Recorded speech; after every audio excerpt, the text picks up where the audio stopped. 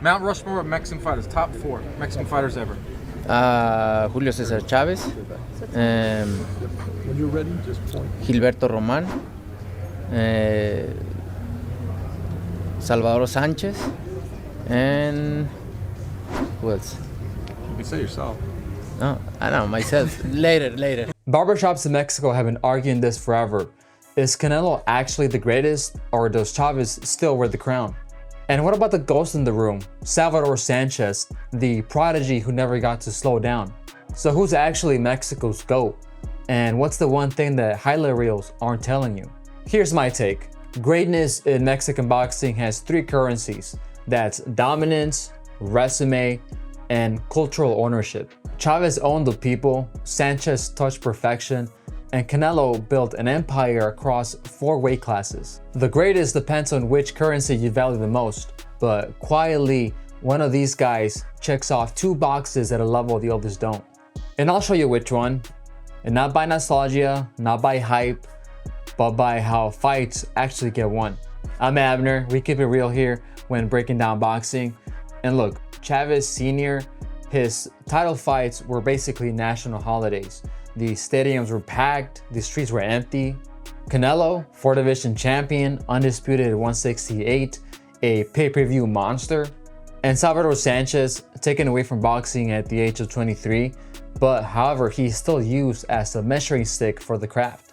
And look, this is not a history lecture. This is going to be who are you putting your money on in their primes, and why would Mexico follow that man into the fire? Chavez didn't just fight opponents, he fought the entire clock on Friday nights. You feel that pressure style in your ribs 2 days later. His head down, his feet mean, he's giving you body shots like he's taxing your liver. He was the one guy that your Tio swore could take on the world with just duct tape gloves. But here's the twist, that same aura that made him a saint also hid some very human stuff. And Canelo's different. Less war drums, more surgical. Tight guard, slip roll, counter hook. People call it less Mexican, but I think that's lazy. Skill is skill, and he's cashing in on 4 weight classes. Let's get some receipts. Chavez went undefeated for 90 fights, and no, that's not a typo, 90. His final ledger came to 107 wins, 6 losses, 2 draws, 37 world title bouts, 31 wins, the Taylor TKO with 2 seconds left. Folklore doesn't happen by accident. And look, the Azteca Knight versus Grog Hagen, that was a crowd north of 130,000. That's not a rating, that's a whole pilgrimage. Salvador Sanchez, he was the WBC featherweight champion at just 21. He had 9 title defenses in basically 2.5 years. A run that includes beating Danny Little Red Lopez twice, handing Wilfredo Gomez his first loss, outclassing Azuma Nelson and stopping him at Madison Square Garden in round 15. He did all that by 23. And then Canelo, pro at 15, titles at 154, 160, 168, 175.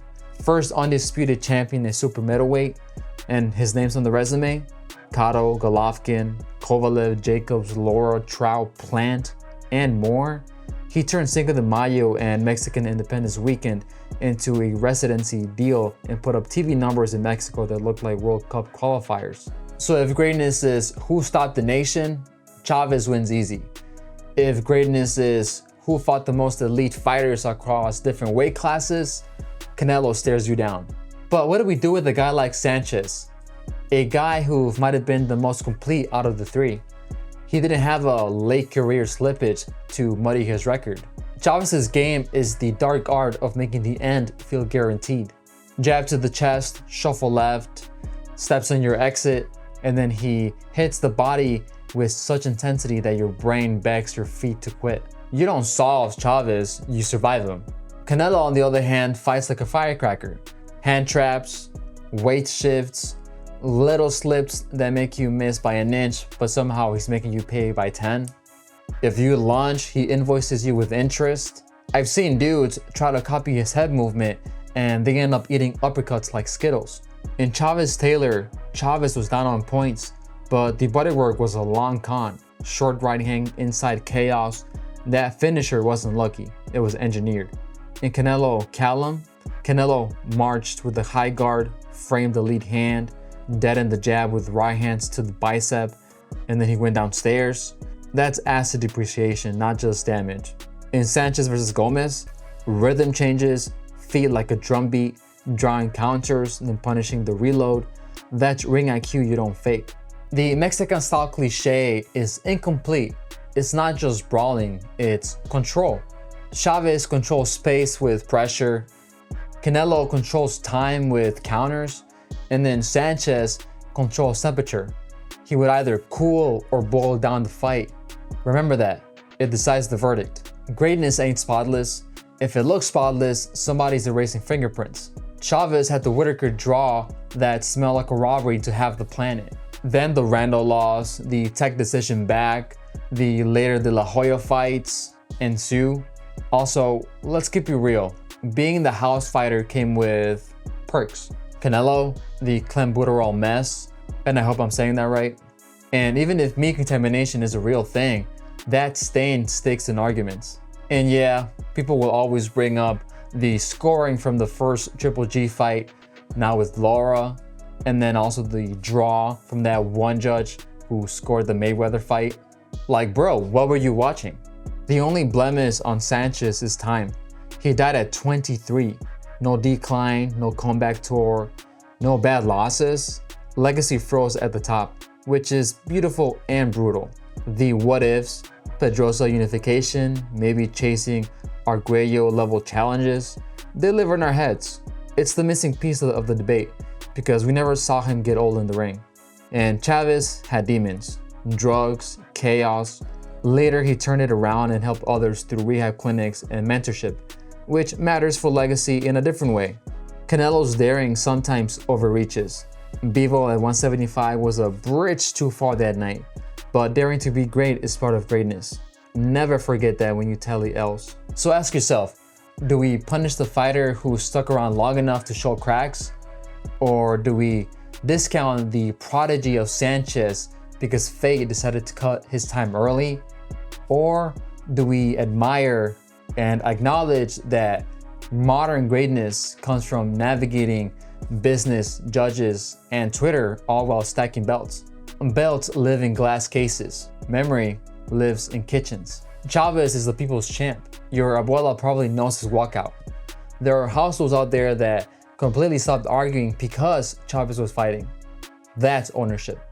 Canelo's got stadiums and precedents, but older heads side-eyed him for years. Televisa push, the Triple G delay, too slick, not Mexican enough. That tone certainly shifted when he unified 168, I'll tell you that. And then Canelo versus Jacobs pulled over 30 million viewers in Mexico. That's national attention, period. Sanchez's memorial was packed because the country felt robbed, in life respected, in death immortal. The smallest body of work can cast the longest technical shadow.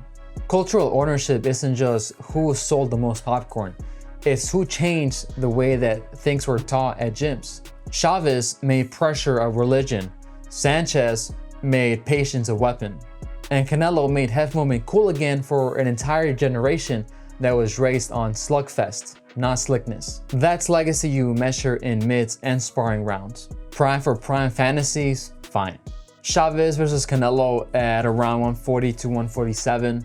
If Chavez wins the feet early and shrinks the ring, it's his fight. But if Canelo forces mid-range resets and stakes that lead foot, he's gonna start countering in a way that's gonna make you reconsider careers. Sanchez versus either man, let's say at around 126 to 130. Can you imagine that? Canelo at 130 nowadays? But that timing is a moral problem. He's changing pace like a DJ. Touch, touch, sting, and then he's still fresh deep into the championship rounds. Tactically, Chavez's win condition versus Canelo is the small ring.